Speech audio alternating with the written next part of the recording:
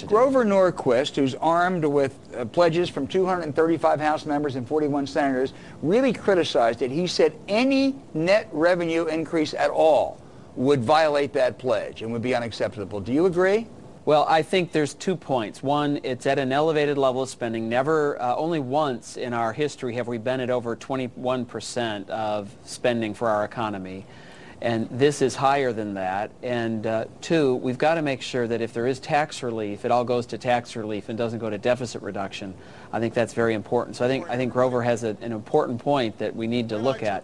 Look, in the last couple of years, spending's gone up a lot.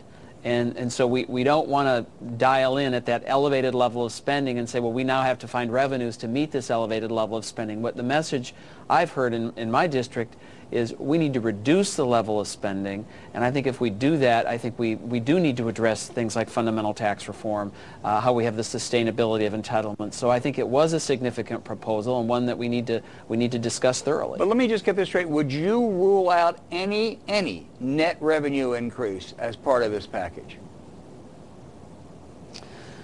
I don't like the idea of tax increases, and the reason I don't is we have not demonstrated that we're serious about reducing spending.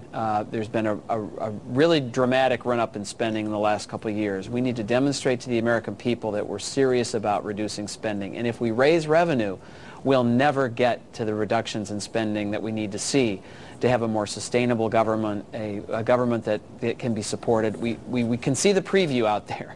Greece, Ireland, the problems are there, and if we continue to let our debt grow, we've got significant problems. So revenue is off the table for now?